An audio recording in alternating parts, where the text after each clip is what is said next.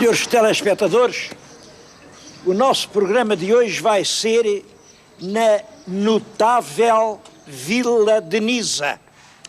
Quem chamou notável foi o rei Dom João I. Imaginem, Dom João I, no princípio da segunda dinastia, já chamava notável a Nisa. Eu não sei se sabem onde é Nisa. Fica perto do Tejo. Bem, imaginem agora o Alto Alentejo. No cimo do Alentejo, uma vila que tem para cima ao norte Castelo Branco, fica a 46 km. Para o sul tem Porto Alegre, fica a 34. A fronteira é muito perto, é a 16 km, e ali para ocidente fica Abrantes a 56 km. Estão a ver, portanto, a localização exata da Vila de Nisa que vamos visitar. Estas portas eram as portas antigas, era aqui que se entrava, foram mandadas construir por El Rei Dom Dinis, ainda no século XIII.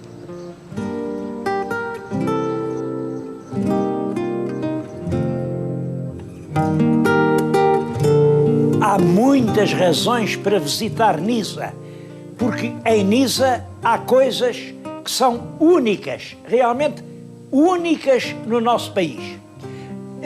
Naturalmente todos já ouviram falar na loiça de Nisa. É por aí que eu começo. Tenho na mão uma peça que é o barril. Eu estou convencido que é uma das mais antigas. O barril é uma espécie de cantil, tinha mesmo este cordel. Os homens, quando iam para o seu trabalho, levavam isto aqui ao ombro e era desta água que bebiam. Bom, e as mulheres, à noite, ao longo do serão, preparavam o barril onde os homens iam beber água, decorando-o com flores, com letras, com sinais. Bom, eu acho esta história uma história lindíssima. A arte continuou. Hoje fabricam-se aqui peças de artesanato lindíssimas. Estão a ver o oleiro a modelar uma peça.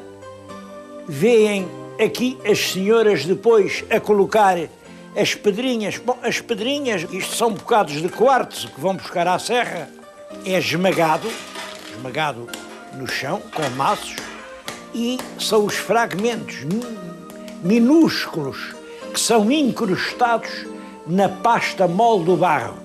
Bom, os resultados são, como veem, coisas lindíssimas.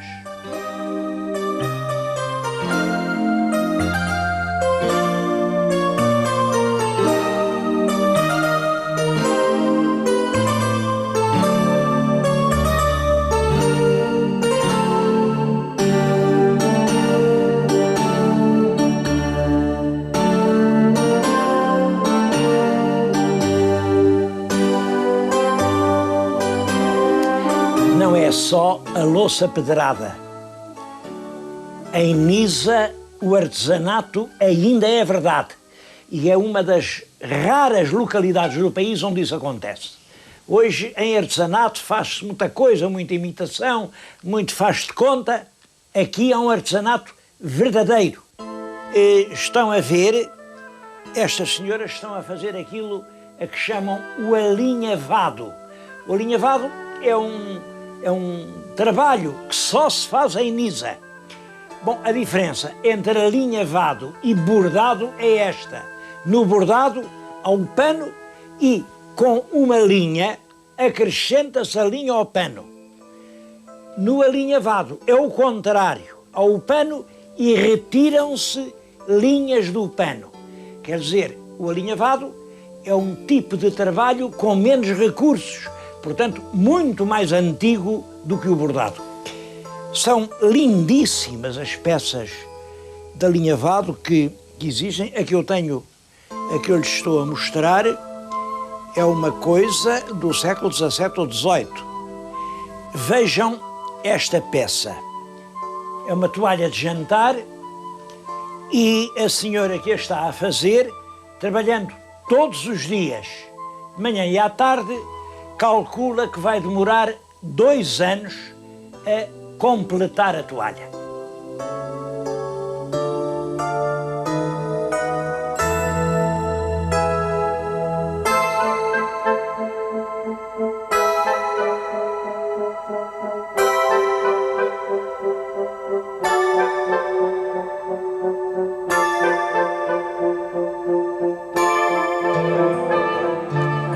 A terceira estrela do artesanato de Nisa é o queijo. Devo-lhes dizer que o queijo de Nisa é um dos melhores queijos do mundo. É claro que não é muito. Há aqui uma região demarcada, que é Nisa e uma parte, só uma pequena parte, dos concelhos limítrofes, porque o que faz o sabor do queijo é o pasto do gado. E, portanto, é uma região muito pequena. Aproveitando tudo, julgo que a produção anual nunca excede 40 toneladas. Bem, 40 toneladas são 40 mil quilos. Como um queijo pesa mais ou menos 1 quilo, em cada ano, esta maravilha do queijo de Nisa pode dar 40 mil queijos. É diferente de todos, Dizem, não, isto aqui está nas Abas da Serra, deve ser uma espécie de queijo da Serra. Qual história? É diferente. A diferença vem fundamentalmente disto. O queijo da Serra deita-se o sal no leite. Não. Aqui o leite vem puro para fazer o queijo e é depois no próprio queijo que se faz a salga. Bom, o coalhante é isto, reparem. É só isto. É inteiramente a flor do cardo. Claro que o queijo de Nisa não tem a fama de um gruyère, nem de um camembert, nem de um parmesão. Não tem a fama, mas tem o proveito. O queijo de Nisa é um dos melhores queijos de todo o mundo.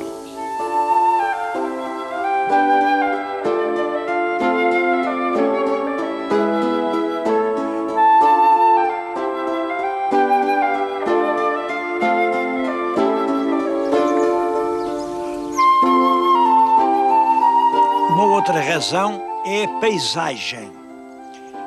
É uma paisagem de montes e de profundos vales onde passam rios. Como sabem, o mais importante desses rios é o Tejo. Lá estamos nós a vê-lo. Vai cheio, bem, não vai tão cheio como parece. Aquilo é de uma barragem, é a albufeira de uma barragem. Eu neste momento estou-lhes a falar numa altura a que o povo chama o cabecinho da Senhora da Graça. A Senhora da Graça é uma capela que há aqui, mas que é uma capela que é feita em lugares que são sagrados desde há milhares e milhares de anos. O meu telespectador certamente vê a paisagem ao longe, mas vê aqui perto de mim uns muros. Estas muralhas são de um castro pré-romano. Elas ainda estão agora a ser exploradas. São 3 linhas. A esta, que é o último reduto, além é perfeitamente visível o segundo, lá embaixo vai uma 3ª linha, era uma grande povoação na Espanha pré-romana. Bom, e isto leva-nos a passar desta razão para vir a Nisa a uma outra razão, a arqueologia. Bom, mas antes de entrar na arqueologia, queria chamar a atenção por uma coisa que para mim tem muito interesse.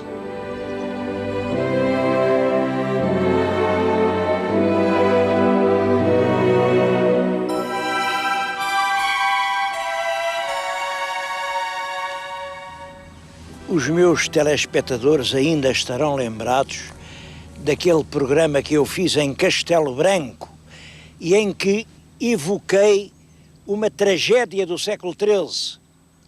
Os povos, os pastores da Covilhã, vieram com os seus rebanhos, queriam atravessar o Tejo, atravessaram-no, mas os templários de Castelo Branco, juntamente com gente do Conselho de Castelo Branco, vieram após eles, mataram-nos e deixaram os cadáveres aí insepultos nessas serranias.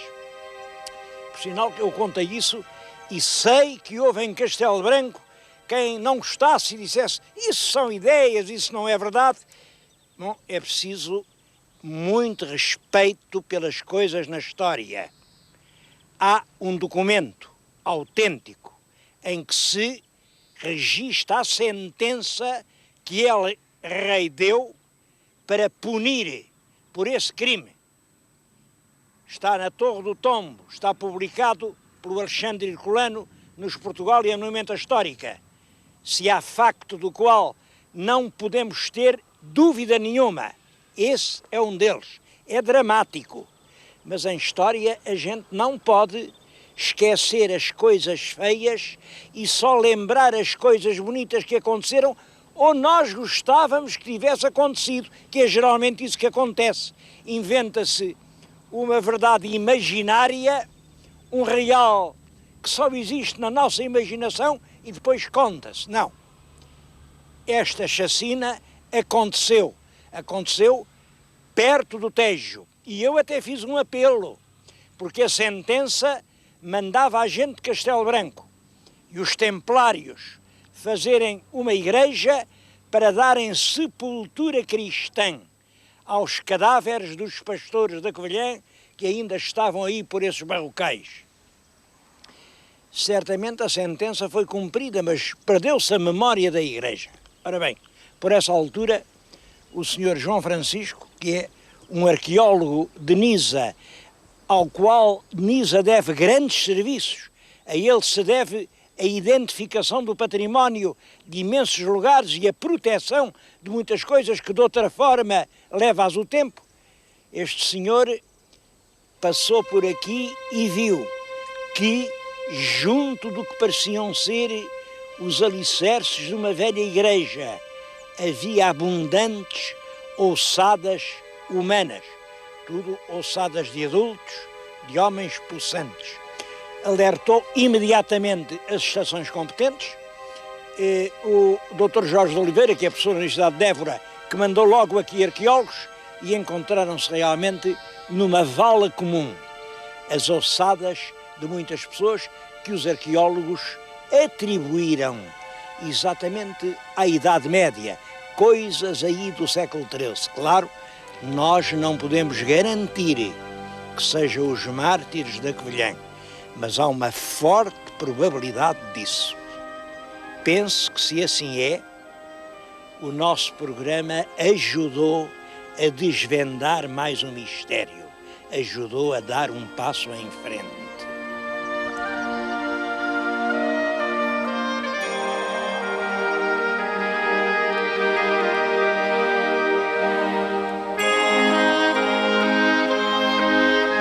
Quero-lhes dizer que estou num dos lugares mais importantes do mais distante passado português.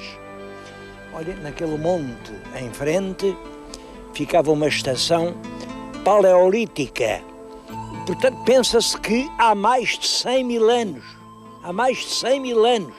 viviam ali povos. Viviam porquê? Bom, viviam porque o rio tinha muito peixe, eles podiam descer aqui abaixo, levavam sempre o alimento para cima, lá em cima ninguém os atacava, quem é que pode ir a uma altura daquelas? Agora, tudo mudou. E mudou porque, há alguns anos, fizeram a barragem do Fratel. A barragem do Fratel, na altura da barragem, o rio subiu 60 metros. Aqui, daqui a barragem ainda é longe, mas eu calculo que aqui tenha subido alguns 30. Isto é aproximativo, claro. De qualquer maneira, tudo quanto havia junto à margem desapareceu. Está hoje coberto pelas águas. Bom, e junto à margem havia muita coisa. Porque os povos que por aqui viviam construíam aqui as suas cabanas, faziam aqui as suas lembranças. Olhem, na rocha com pedras, picavam as imagens que mais lhes interessavam. Há uma imagem, essa aliás ainda se pode ver, uma imagem muito bonita.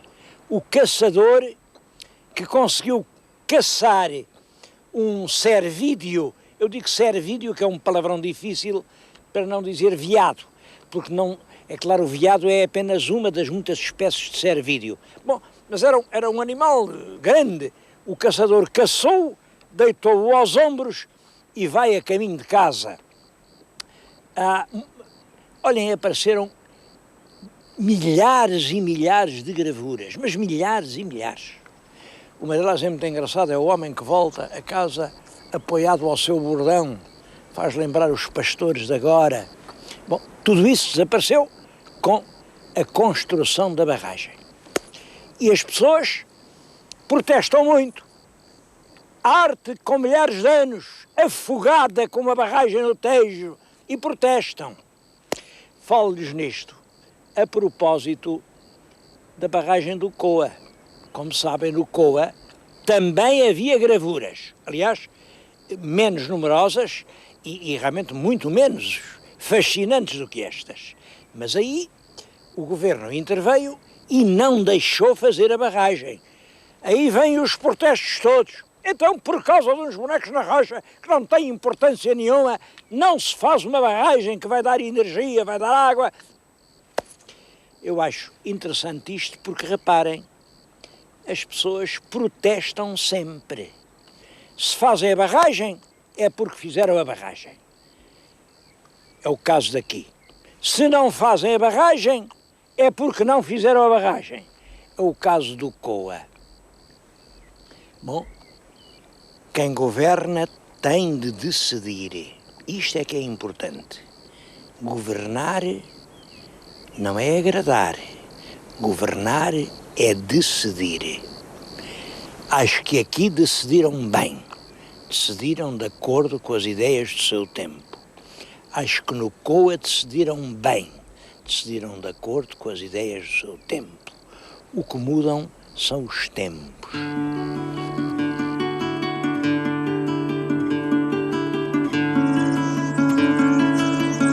Há 10.000 anos, o rio dava peixe.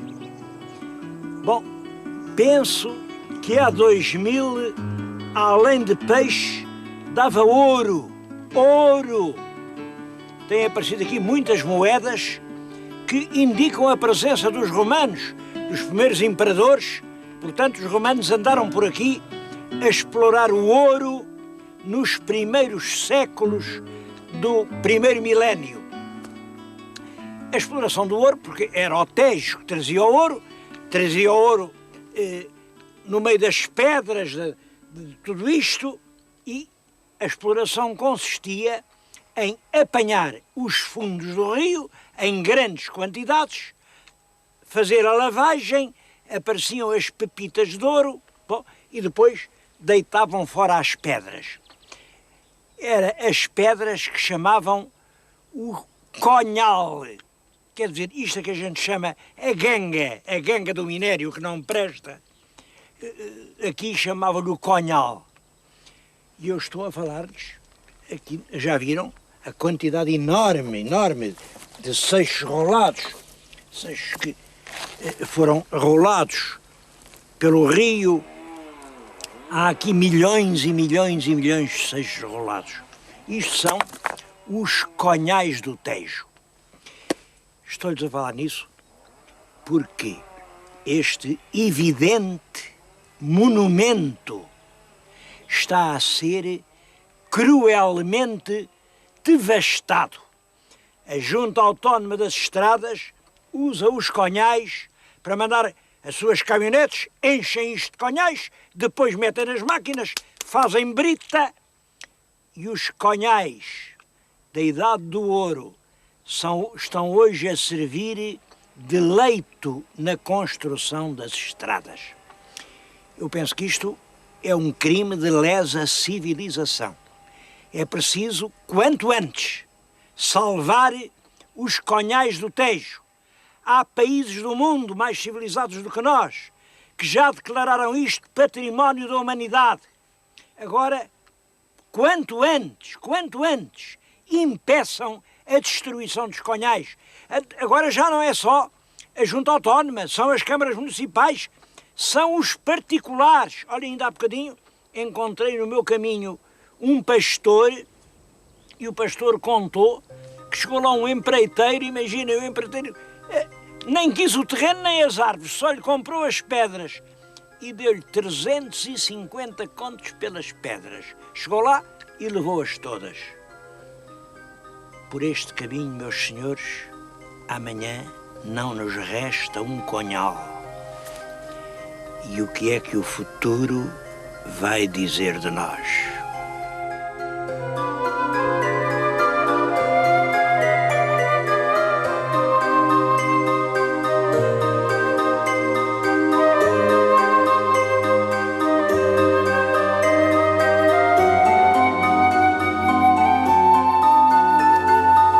Mas Nisa também é muito rica em documentos já da época histórica. Aqui há coisas medievais, estivemos há bocadinho nas portas da vila, mas há também as portas de Montalvão, ainda com uma torre. Há muitos portais góticos, portais da Renascença. Há as fachadas das igrejas, a Igreja Matriz, o Calvário, o Espírito Santo, a Misericórdia. No caso dos portais, há uma coisa curiosa. Este que eu tenho junto de mim, reparem, o morador achou que era preciso pôr aqui uma cruz. Uma cruz. Como sabem, a cruz foi o instrumento de suplício em que Jesus Cristo padeceu e foi crucificado. Portanto, isto queria dizer: eu sou cristão. Bom, realmente na altura das perseguições, os judeus pretendem escapar e andam com o credo na boca. Eu sou cristão. Este pôs uma cruz aqui, pôs outra ali daquele lado. Penso que isso é uma das razões que estão na base da decadência que Nisa vem a sofrer no século XVII e XVIII. Os judeus foram perseguidos, os teares fecharam e a vila caiu numa modorra. Uma modorra de que, aliás, já saiu quando chegou o comboio, chegaram as estradas, chegaram os tempos modernos. Em alguns destes edifícios vale a pena entrar porque vamos ter surpresas. Por exemplo, aqui, subimos uns degraus e encontramos numa sala que é um pequeno museu. Junta-se aqui o que se pôde salvar do antigo património da Misericórdia. Estão a ver estas tábuas? Isto é do século XVI. Foi o doutor José Carmona Ribeiro, que é um erudito investigador aqui de Nisa, quem as encontrou. Estavam para aí, escondidas, perdidas, e são realmente uma bela pintura do século XVI, dos princípios da Misericórdia. Mas estas dalmáticas que estão aqui, segundo uma tradição, foram oferecidas a Nisa nem mais nem menos que por Vasco da Gama. Isso é muito possível porque a Misericórdia é criada em 1520 e Vasco da Gama morre em 1525. Aliás, Vasco da Gama está profundamente ligado a Nisa. Passou aqui muitos anos da sua vida. Ele era alcaide-mor de Nisa. Antes de ser conde da Vidigueira, era Nisa que era a sua verdadeira terra. A propósito de homens ilustres, queria falar num outro. Também é daqui. E é um exemplo. O Dr. João Porto. O Dr. João Porto, imaginem, era barbeiro. Foi barbeiro até aos 18 anos, mas aos 18 anos quis estudar, foi para Coimbra, fez todos os seus exames com 20 valores. Bom, e aos 30 e poucos era reitor da universidade, foi reitor durante uma grande parte da vida, eu ainda o conheci. Aí está um exemplo para uma política. Impedir que quem nasce para reitor fique em barbeiro, mas impedir também que quem nasce para barbeiro chegue a reitor.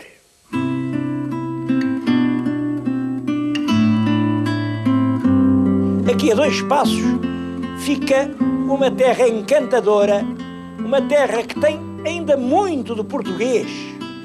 Hoje chama-se Cedilho, é o município de Cedilho, na província de Cáceres. Durante muito tempo chamaram-lhe o Casalinho. O Casalinho quer dizer um casal pequeno, uma aldeiazinha feita por gente que vinha de Portugal. É, portanto, uma terra fronteiriça, onde os espanhóis são amigos dos portugueses, onde os portugueses são recebidos como irmãos e onde eu próprio, olhem, atravessei o rio, tive que ir num barco, porque não há ponte. Quando diabo é que vão fazer aquela ponte? Mas enquanto não há ponte, eu vim num barco e aqui estou, diante da igreja de Santo António, uma bela igreja de Santo António. É um edifício muito bonito, muito bonito. Lá dentro está uma linda imagem do nosso santo. É certo que lhe chamam Santo António de Pádua e nós, em Lisboa, chamamos-lhe Santo António de Lisboa. Temos todos razão. Santo António nasceu em Lisboa, morreu em Pádua. É o caso de perguntar se um homem é mais de um sítio onde nasce, se do lugar onde morre. Aliás, acho que é uma questão bizantina perguntar se Santo António era de Pádua ou de Lisboa, porque a obra dele, o exemplo que ele deu através dos seus discursos, a lição inteira da sua vida, não são italianas nem são portuguesas. Ele é um grande santo da civilização. Os homens, quando são tão grandes, pertencem à grande pátria do mundo.